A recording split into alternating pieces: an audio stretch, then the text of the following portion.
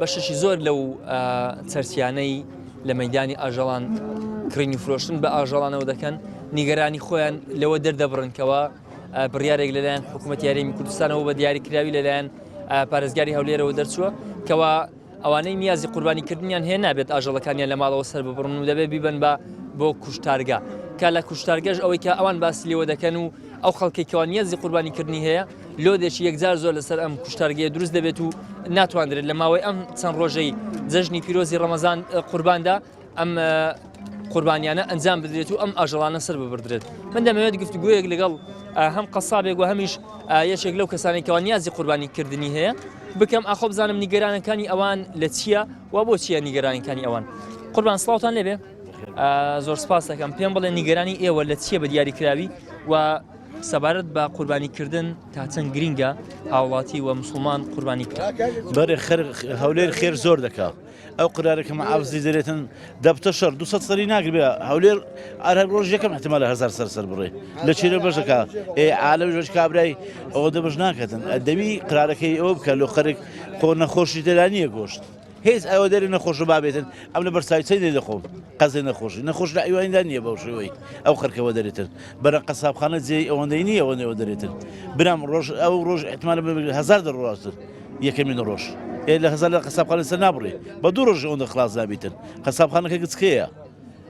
لۆپاک خەرشیشێ ئەگەر لە ماری خۆی سەر نەبڕی لە قەسابخانە سێبوری نایەتن ئەو ڕۆژ مەیدان کاکە هەموو ئەیوانی زۆرە هەیە فەقیرەی کابرا دەتەزێ بژمان بوویتەوە دەرە ئەیوانەکەی ناکەمە خێر لە بە ئەو قرارەی وەکو قەسابێک باسی ئەوم بۆ بکە نیازی قوربانیکردنتان هەبووە پێشتر لە ماڵەوە لەگەڵ دەرچوونی ئەم بڕیارە تا چەند کاریگەری کردوتە سەر قەسابیەکە و وەکرین و فرۆشتنی ئاژەڵانیش ئەوە 150 کاریگەری زیاتر هەیە لەبەرەوەی چەندان کەس تەلەفۆنی کردیا دەرێکاکە ئەو قرارە دەرچوە من نامەوێت دەرێکم لە پێش چای ماروم دارەکەم نەکوژمە نامەوێت دومین ئەو مەڕاستیمەش بەخۆی ساری 4 ڕۆژە ئەو چاو خەڵکە کە چاوەڕێ و 4 ڕۆژەی دەکە و حیوانەی دابەستایەوە 4 ڕۆژەی ئەو 4 ڕۆژەش کە و قرارەی دەرکردیا و مارە دەمینێتەوە تەنی جۆش بە 850,000 کوێ و حیوانە بین تۆ مانگەک ئەو پارچە حیوانێ مایتۆ کابرا تقریبا 10 ملیۆنی دەڕوە 8 ملیۆنی دەڕوە ناشکرێتن ئەتوو 5,000 کەسی داحوتکەی یەک خورفەخانیت هەبیتن با ئەوان برن قەسابخانێک کەرەچێ هەیە بنەسراوە هەیە هەولێریش هەیە ڕاست دەکا هەیە بەس ئایا ئەوانە جێگای قەسابەکانی خۆیان دەبی هەتا جێگای مەبی جێگایمە نابێتن ئەمن بەخۆم حیوانی وا دەنێرمە قەسابخانەی دەی ڕۆژانە لێمە کە دەبینم جێگای خۆیان نبینەک جێگایمە ئەوان کە لێ ناگەڕن ئەتوو ساحب ماری لێ دەگەڕێ من بێم لە جێگایەکەی دووکاری بکەم ئیشی بکەم ئەتوش بە دەرێ بنێم لێ ناگەڕێی چارەسەرەکەی ئەوەیە وەکو سارانە لێ بگەڕێ خەرک بە ئازادی لە مارەکەی خۆی سەر ببڕی ڕاست دەکا لەوەی قەیرانی ئاوی هەیە وشکە ساری ئەمە لەگەری دانێ لەو قسەی 100% بەس با خەرکەکە کەمتر ئاوی سەر بکە خەرکەکە دەست بە ئاویوە بگری حالەمەکەش ئەوم فەقیرە هەمووی چاوەڕێی کاسبیە و 4 ڕۆژە و قەوم حالەمە هەم ڕاوەستایە لە مەیدانێ چاوەڕێ و 4 ڕۆژە دەکە ساحب ماریش بابڕێک دەست بە ئاویوە بگریتن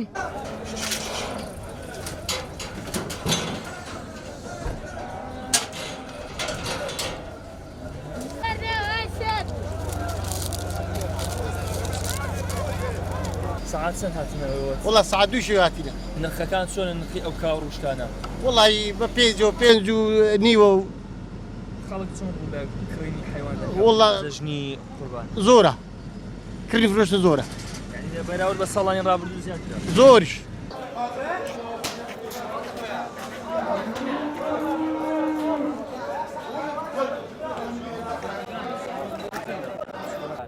چتە کۆکارە کاکە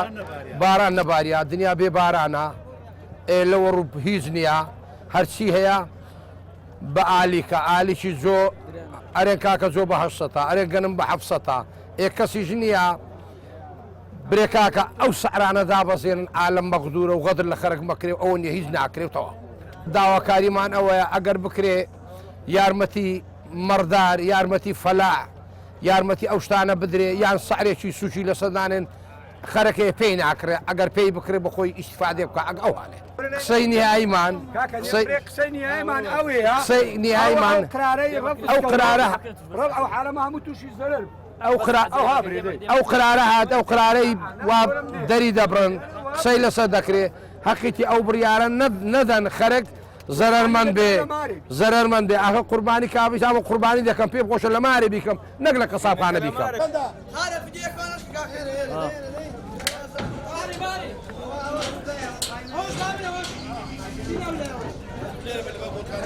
دیارە قوربانی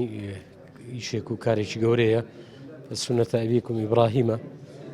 كلا بيغمبريان برسيما هذه الأضاحي أم قربانيان نسيا فرمي روشتي بابا قورمان إبراهيم كيمش زندو دكينوا يا قرباني الرئيس زانان هندك ديرن واجبة لبر آياتي فصلي لربك وانحر وتتوي محمد صلى الله عليه وسلم نويش بك بوخوا وقربانيش بك يعني لفرمايشتي بيغمبري خوا صلى الله عليه وسلم كذا فرمي هركس خوا مالي بيب بخشي قربانينك بانية نويش نية نوم زقوتي أما أو حنفي كان ودن إمام شافعي زانان تدفر من سنتي مؤكدة كبيغمبر من همو صالح كردويتي بو أمتكشي كردوها فرميتي اللهم هذا عني وهذا عن أمتي ممن لم يضحي أم قرب أم حيوانة أم أجر بو خوم أو يتريشان بو أمتم أو كني كردوها إما داوال مسلمان دكين كبراستي أو شعائر أو درش مجورية سن صالة سن بزندوار راقرتوا هم صالح هروا بزندوار رابقرن بو أوي كوا هم ردانويش بو دجنان إسلام كدلن أو حيواننا أو تسون سرد بردرين بلام خلق لكم ما في الأرض جميعا پروردگار هرچی لم سرزویه بو امی درست کردوا انسان له هم مکونه کان گوره تره و ما داوا دکیم بتایبتی هول بدن لو شونانی که خلچی هجاری لیه قربانی کان لو شونانه بکره و او سنته او نریته گوره که ای بابا گوره من ابراهیم السلامی خواله سربه و پیغمبرش من تاکیدی لسر کردو تو کده فرمی هر مویک هر خوریک يعني داويشي حسنيك پیغمبري خدا فرمي صلى الله عليه وسلم ضحاياكم مطاياكم يعني ام قرباني دبيت برينو بومن بويا پیغمبري ما صلى الله عليه وسلم صالح لصالح كان سطح حيواني كده قرباني شيست وسي بدستي خوي سربري كاتي كماندو ومش برجي لس عمري پیغمبر كلامه تمنش كردتي و او كاتي خوا كردتي با پیغمبر صلى الله عليه وسلم دعاء وتري با امام علي فرمو اما داود كاين زور كسي مشينا اگر نتواني او دزگاه خیریانه هن خوا پاداشتی هم داتو کوان هم ماندوبونه کش دکن بلام رساوی لانی تندرستی لانی صحی اوشتانش بکره که اورین مانی وزارتی تندرستی و وزارتی اوقاف موسانی آینی براستی قربانی يعني خون ذكرنا ولا پروردگار خواهي قول فرمي ومن يعظم شعائر الله فإنها من تقوى القلوب اواني او درشماني خواهي پروردگار زندو اكنوا او شعائر جوانانا جا قربانيش يكيك لو شعائر ولو دروشم جواناني لعزرة إبراهيم وعلى نبينا وعليهم أفضل الصلاة والسلام هاتوا وبيغمبر إيم عليه الصلاة والسلام صارانا أنزامي داوا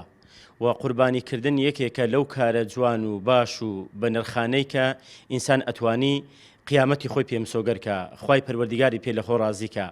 بويا خوي پروردگار جل وعلا نكتنها لروجي قرباني هل لسرتاي مانجي ذا الحجة ليكوا هتاكو أقات الروجي ديم خواي پروردگار سويندي بوروجان خوادوا وسويندي ببربياني روجي ججن خوادوا وقورتين كارو كردواش كإنساني مسلمان لو روجا دا تيدا عمل كان أنزام بدا وكارو كردوي تيدا بكاتن هيتس عمليك هيتس كردويك او اندل لای خوای پروردگار خوشویست نیه لوی که لپناوی خوای پروردگار انسان آجلک حیوانک سر ببریو بیکات قربانی چونکه ام قربانی کردنا ام خوین رشنا لپناوی خوای پروردگار وکو وتمن شعائر و دروش مکانی خوای پروردگار دروش مکانی آینن بویا ام خوین پیش اوی کوا بگات سر زوی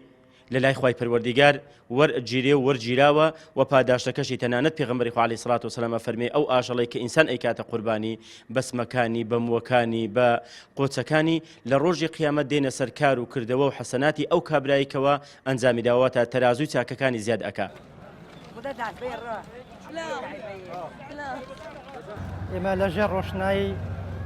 فرمانشتكان رب العالمين كخواي يورد فرما من يعظم شعائر الله فإنها من تقوى القلوب كبراستي قرباني جكي كلو شعائرانية كرب العالمين كوا بإنسان كان داي إنسان كان خوان بي جورا دكانو خوان بي نزيق دخلوا للاي رب العالمين بتايبتي وكساني كوا دياني قرباني بكن كمال الصفات شي زوان انت بتداهبي يجو كسا دبي نيتي رب العالمين بي خالصا لبو خواي جورا قرباني بكاتنو لبو خواي جورا قرباني كيسر بري وەکو کاسبکار و وەکو کەسانش کەوا بیانەیە قوربانی بکەن کەسێک کەوانێتی شتێکی خێری هەبی دەبی هەوڵی بۆ بدا دەبی مادیبوونی دەبی تەزعی بدا ماری خۆی ببەخشیتن چ ئەگەر حتمما کەسێک بێ ڕەزامەندبوونی خوای ڕەب العالەمین بەدەستبینی دەبی بە نەفس و بە ماڵ خۆی ببەخشی بە ڕەب العالەمین.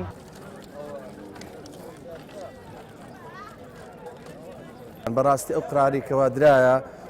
زۆر قرارکی خراپە لەبەرەوەی کوردی مسلمان چەند ساڵە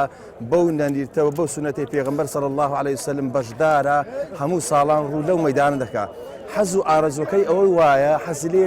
لە ماڵەوە سەربڕێ زیاتر سونەتەکە وایە منداڵەکان تەمەشا دەکەن جیل بە جیل تەمەشا دەکەن کەوا سەربڕینی ئەو سونەتەی پێغەمبەر صلی الله عليه وسلم تەئسیری لەمە دەکات زیاتر کە ئەمە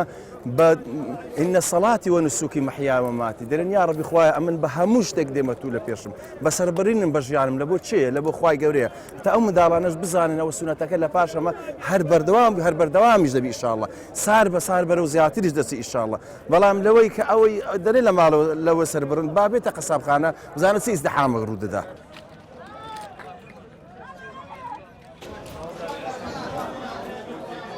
نرخی ئاژەری ئەوەندە فەرقی نەکردە بەراورد لەگە پار ئێستا جوانەکەی کچکە بە 7,000 و بە 500 پاریش بە 6.5 و بە 7 بوو نرخەکەەوە چیەکەن کاوەڕ بە 5,000 و بە 6,000 جوانەکەی گەورە بە 7 نرخەکان چیوە ئەوە فەرقی نەکردە بەس لێرەدا قەسابخانە شێشەی دروست کردە ئەمە قەسابین یەک جوانەکە بین لۆ دوکانێ خوژینەوە 5 ساعتن پێچی 4 ساعتن پێ تا گۆشتەکە لە قەسابخانە دێت دەرێ داوا لەم حافظ دەکەین هەر منتیقەچی حاویێشی دانێ